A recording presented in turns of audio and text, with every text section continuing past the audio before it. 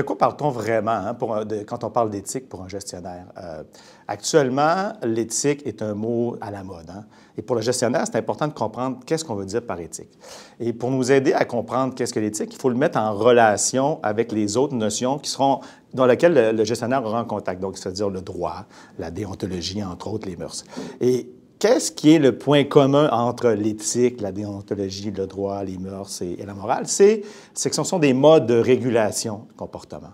Donc, pour le gestionnaire, c'est de savoir quel mode de comportement doit-on favoriser pour réguler la conduite des employés au sein de l'entreprise. Donc, est-ce qu'on veut une logique, à certains égards, basée sur l'ordre, l'obéissance ou la sanction, ou une logique basée sur l'autonomie, la reconnaissance ou la responsabilité? Lorsqu'on parle d'éthique, on est vraiment dans ce mode d'autonomie. C'est-à-dire, je vais décider du meilleur comportement à adopter en fonction du contexte, des valeurs, des conséquences. L'éthique, c'est ça, c'est une réflexion, c'est un questionnement éthique. Donc, pour le gestionnaire, c'est de trouver l'équilibre entre l'éthique et la conformité, donc la déontologie et le droit.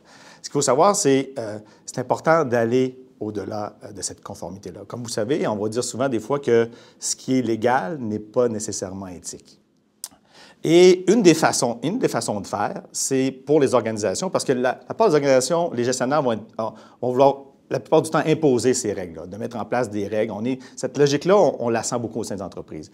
Une des façons de se rapprocher davantage d'éthique, c'est ce que j'appelle mettre en place une conformité empreinte d'éthique. Oui, mettre des règles, oui, mettre des codes de déontologie, des codes d'éthique, mais impliquer les employés le gestionnaire impliquer les employés lorsqu'on fait ces codes-là de déontologie. Donc, les règles vont être moins imposées. Et même chose, s'assurer qu'on a un énoncé de valeur, donc faire participer les employés à cet énoncé de valeur-là. Donc, on pourra avoir une conformité empreinte d'éthique et une recherche d'équilibre le plus possible entre la conformité et l'éthique. L'un des grands défis des gestionnaires en matière d'éthique, c'est d'implanter cette culture, cette structure d'éthique-là. Pas juste l'aspect structure. L'aspect structure de l'éthique, c'est tout ce qui est code, règles, politiques, directives, mécanismes de surveillance, mais également implanter une culture, s'assurer qu'on arrive à cet équilibre entre la conformité et l'éthique. Mais au-delà de tout ça, pour le gestionnaire, son plus grand défi, ça sera d'être le leader éthique de son organisation. Donc, de faire preuve de leadership éthique. Si le gestionnaire ne fait pas preuve de ce leadership éthique-là, tout s'effondre. Dans le fond, parce que ça veut dire que le gestionnaire n'aura pas la crédibilité pour parler à ses employés d'éthique et ainsi de suite. Donc, de quoi on parle quand on parle de leadership éthique? Ça veut dire faire preuve d'exemplarité, donner l'exemple en parole et en geste, croire en la mission, en la vision, aux valeurs de l'organisation.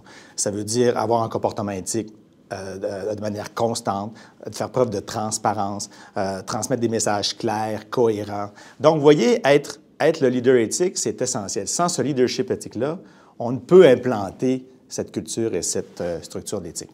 Mais par la suite, quand on parle de leadership éthique, on pourrait également dire que c'est tout ce qui est relié ce que j'appellerais le conseil éthique que peut donner un gestionnaire à un employé. Vous savez, lorsqu'un employé sera confronté à une situation de dilemme éthique, il va bien sûr soit faire sa propre réflexion éthique, mais souvent, le réflexe de l'employé, c'est d'aller voir son gestionnaire. Et ça veut donc dire que le gestionnaire doit être en mesure d'avoir ce réflexe éthique-là, d'être en mesure de bien accomplir une réflexion éthique. Donc, on tombe dans le domaine des compétences éthiques. Donc, ces compétences éthiques-là doivent être développées par le gestionnaire pour s'assurer de pouvoir aider l'employé lors de dilemmes éthiques.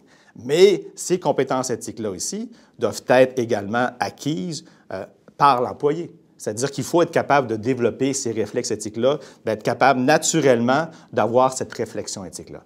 Donc, vous voyez, donc, cette implantation de culture éthique passe par le gestionnaire, mais également par l'employé. Le développement de compétences éthiques, donc, dans le fond, passe, vous l'aurez compris, par des programmes de formation.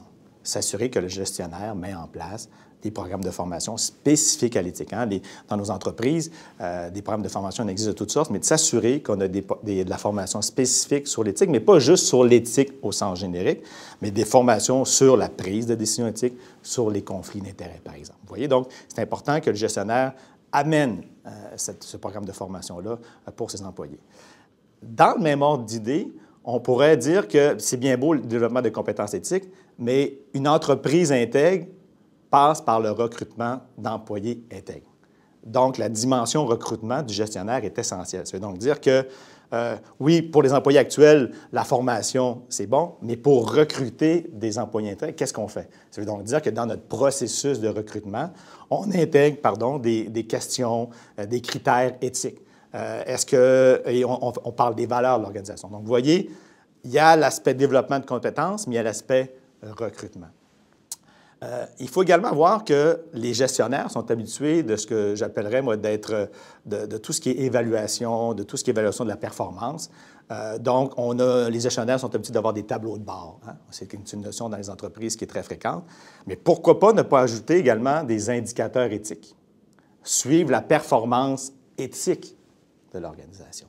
Donc, vous voyez, donc pas juste avoir des indicateurs sur l'EBITDA, sur les performances financières, d'avoir des indicateurs spécifiques sur l'éthique. C'est un autre défi qui va nous favoriser l'implantation de cette culture éthique-là. Lorsqu'une entreprise se retrouve avec une problématique éthique importante, hein, il y a différentes approches. On peut essayer à l'interne de régler le problème, mais c'est souvent bon d'aller chercher un avis externe. C'est sûr, devant une situation, par exemple, spécifique de conflit d'intérêts, souvent d'avoir un avis externe sur la situation. Est-ce qu'on a vraiment un conflit d'intérêts ou on est juste en l'apparence de conflit d'intérêts et comment le régler, ce conflit d'intérêts-là? Donc, souvent, dans des situations de conflit d'intérêts, d'avoir un avis externe, c'est important. Même des fois essentiel, pour avoir un recul par rapport à cette situation-là. Et les conflits d'intérêts, comme on le sait, ça arrive régulièrement au sein des organisations, du conseil d'administration jusqu'à la direction générale, même avec des employés. Donc, c'est une situation qu'il faut régler régulièrement et des avis externes peuvent nous aider.